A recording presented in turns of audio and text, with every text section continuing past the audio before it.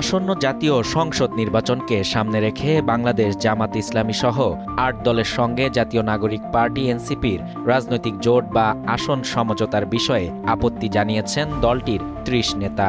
২৭ December শনিবার এ বিষয়ে গভীর উদ্বেগ জানিয়ে দলের আহ্বায়ক নাহিদ ইসলামকে চিঠি দিয়েছেন দলের ৩০ জন কেন্দ্রীয় সদস্য।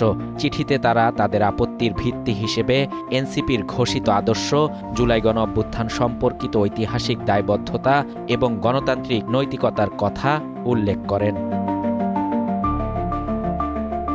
নেতারা দাবি করেন জামাত ও ছাত্র শিবিরের বিভাজনমূলক রাজনীতি, গুপ্তচর বৃত্তি, অপপ্রচার, ১৯৭১-এর ভূমিকা ও ধর্মভিত্তিক ফ্যাসিবাদের আশঙ্কা এনসিপির আদর্শের সঙ্গে সাংঘর্ষিক।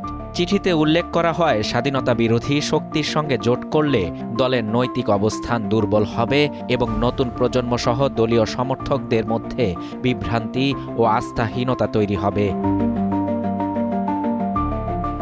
নেতারা বলেন, এর আগে দলের আহ্বায়ক নাহিদ ইসলাম ও মুখ্য সমন্বয়ক নাসির উদ্দিন পাটোয়ারি একাধিকবার ৩০০ আসনে প্রার্থী দিয়ে স্বতন্ত্র নির্বাচন করার ঘোষণা দিয়েছেন। প্রায় ১৫০০ মনোনয়নপত্র বিক্রি করে ১২৫ জন প্রার্থী ঘোষণা করেছেন। এখন অল্প কিছু আসনের জন্য কোনো জোটে যাওয়া জাতির সঙ্গে প্রতারণার শামিল বলে তারা মনে করছেন।